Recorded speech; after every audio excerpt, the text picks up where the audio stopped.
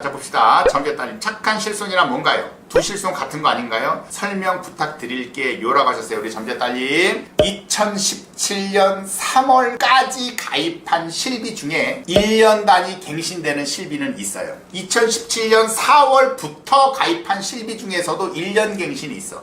둘 다 똑같이 1년 갱신이에요. 1년 갱신인데 차이는 뭐가 있느냐? 2017년 3월까지 가입한 실비를 착한 실비라고 부르지 않습니다. 2017년 4월부터 가입한 실비를 착한 실비라고 부르는 건데, 그거는 왜 그러느냐? 예전 실비 같은 경우에 있어서는 환자 본인 부담금, 환자 자기 부담금이 적었어. 근데 2017년 4월부터 가입한 거는 건강보험 처리되는 거는 90%까지 해주고, 건강보험 처리가 안 되는 거는 80%까지 해주고, 건강보험 처리가 안 되는 것들 중에 도수치료라든가 비급여 주사제, 비급여 MRI 같은 거 있어요. 이런 것들은 환자 본인 부담금의 70%까지밖에 안 해주는 거야. 근데 아주 예전 실비는 5년 단위 갱신이었고, 그 중간치의 실비는 3년 단위 갱신이었고, 그 다음에 최근에 2017년 3월까지 판매됐었던 실비는 1년 단위 갱신이었으나 셋 다 공통적으로 환자 본인 부담금이 높지 않았었기 때문에 계약자들한테는 좋을 수 있으나 실제 이게 어떤 일이 발생을 했느냐, 보험료가 더럽게 많이 올라가기 시작했습니다. 대표적으로 도수치료 있지 않습니까? 병원에서 보면 도수치료 보면 도수치료 부수가 있어. 민영의료보험에 가입하신 분들은 도수치료를 공짜로 받게 해드립니다. 써는 병원들이 많이 있거든요. 이건 왜 그러냐? 2017년 3월까지 가입한 예전 실비들은 도수치료에 대한 제한이 없었습니다. 횟수의 제한도 없었고 금액의 제한도 없다 보니까 어느 정도 나이 조금 먹은 분들 있죠. 먹은 분들이 맨날 도수치료 받는 거야. 그래서 심한 사람들은 몇 천만 원씩 쓰고 합니다. 도수치료를. 그렇다 보니까 도수치료를 단 한 번도 받아보지 못한 선량한 계약자들은 계속 돈만 내는 거예요. 그 사람이 의료 쇼핑을 했다라고 하지만 이 의료 쇼핑이라는 거는 사실 잘못된 표현입니다. 왜? 환자가 직접 가서 나 도수치료 해주쇼 라고 하는 사람들은 거의 없습니다. 병원에서 권유하기 때문에 그래요.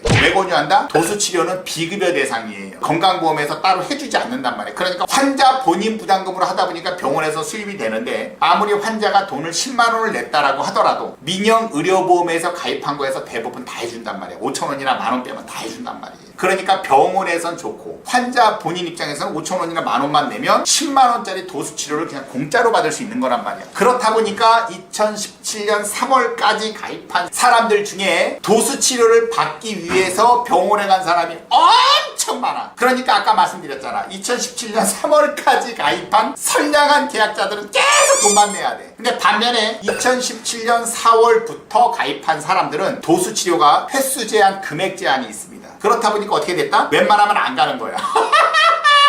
설사 간다고 하더라도 횟수 제한, 한도 제한, 금액 제한이 있기 때문에 그냥 웬만하면 그냥 안 받고 어쩔 수 없을 경우에는 받는 거예요. 그러니까 예전 실비와 지금 실비는 나이에 따라 틀리지만 최하 더블에서 많게는 4배, 5배 차이가 납니다. 그러니까 지금 정재딸님이 질문하셨던 1년 단위 갱신이니까 똑같은 거 아닌가요? 라고 하지만 큰 차이가 있어. 왜 명칭을 금감원에서 착한 실비라고 이름을 정했냐? 예전 거는 나쁜 실비라는 게 내포되어 있는 겁니다. 뭐에 대한 나쁜 실비다? 보험료에 대한 나쁜 실비다. 옛날 거는 더럽게 비싸다. 알겠죠? 지금 거는 많이 싸졌단 말이에요. 그래서 지금 걸로 갈아타야 된다고. 아셨죠? 아유, 그렇습니다. 점재딸님 정확히 이해하셨죠? 아유, 그렇습니다.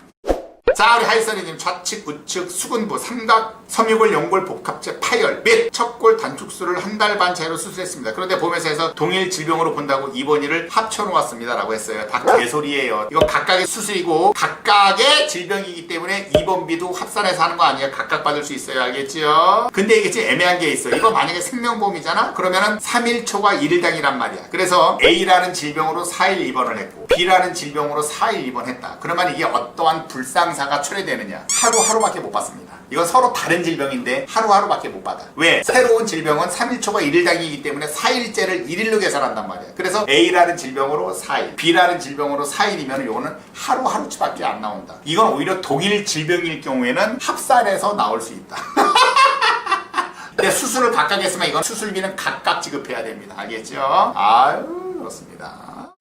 자, 토트금이 태아보험 가입하고 이제 다음 달 출산을 앞두고 있습니다. 그럼 태어나고 태아보험 관련 유지되다가 자동으로 어린이 보험 형태로 전환되는 건가요? 20년나 8세 만기 가입했었습니다. 궁금합니다라고 했어요. 그때 이제 태아 등재를 하셔야 돼. 아기가 태어났으면 주민번호가 나왔지 않습니까? 그러면은 태아 등재를 하면은 자동으로 전환이 되는 겁니다. 아셨죠? 아유, 그렇습니다. 그러니까 아무 걱정하지 마시고 가입한 담당 총무 있지 않습니까? 바로 연락을 하면 주민번호 나오는 대로 등본 첨부하면 바로 해줍니다. 알겠죠? 그래서 호민슈 초특급을 통해서 가입해야 되는 이유가 바로 그거다.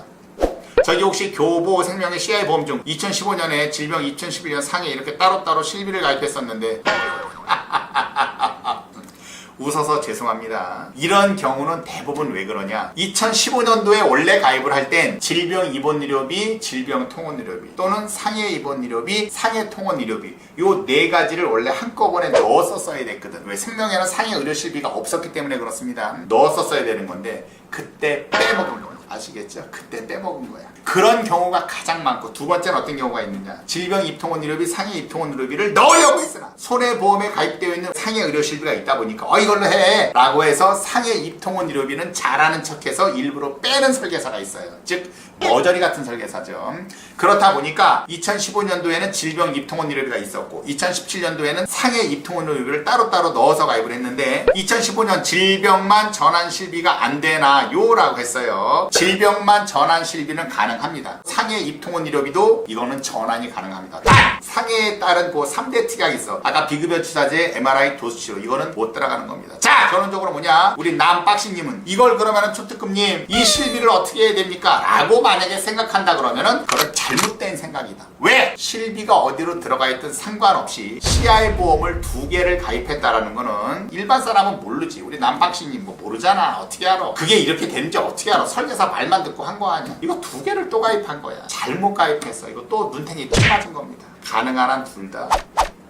그건 내가 보고 결정한다. 알겠죠? 종신보험 10년 납인데 5년 내고 그 이후에 2만원씩만 내도 되나요? 그래서 이게 바로 대체납입인데 대체납입했다가는 만기가 팍 줄어드는 정기보험으로 바뀐다고 여러 번 얘기했었죠? 절대 하면 안 된다. 실비는 최신화시키는 게 좋다고 하는데 단독 실비할 수 있는 보험사가 있나요? 아직 없어요. 단독 실비는 안 돼. 종합하고 같이 들어가야 돼요.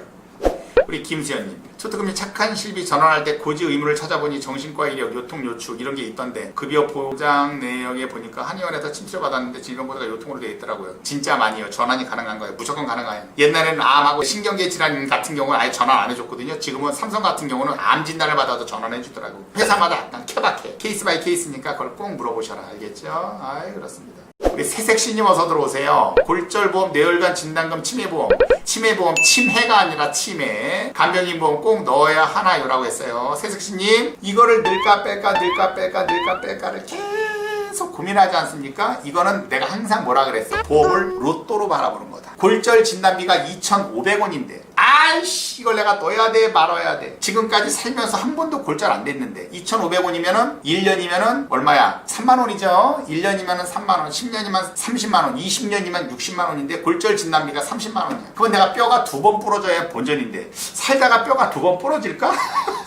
이런 생각을 지금 하는 거예요. 알겠죠? 그러면 뭐냐? 불행하다. 불행해지는 겁니다. 알겠죠? 그래서 보험은 이런 식으로 접근하는 게 아니라 기본적으로 들어가야 될 담보들, 싸고 가성비 좋은 담보들이 있거든요. 그거는 다 넣어라. 다 넣고 그 다음에 암이나 뇌졸중, 급성 심근경색증, 뇌혈관 허혈성 또는 질병 후유장애라든가 최근에 많이 판매되고 있는 표적항암 약물 허가치료비 있지 않습니까? 표적항암 약물 허가치료비 이거를 넣을 것이냐, 1회안으로 받을 것이냐, 계속 받을 것이냐 이런 것들에 대한 약간의 선택의 문제지 지금 이런 질문들은 사실 아무런 의미가 없는 질문입니다. 새색시님 알겠죠? 초특급의 보험알기 채널 추가하셔서 가족이 가입되어 있는 보험의 증권을 전부 다 찍어서 보내주세요. 증권이 없는데요? 라고 하면 본사 콜센터에 전화를 하셔서 이메일로 재발급을 받으세요. 재발급을 받아서 보내주시는 게 가장 빠르다. 그래야 수천만 원을 절약할 수 있다.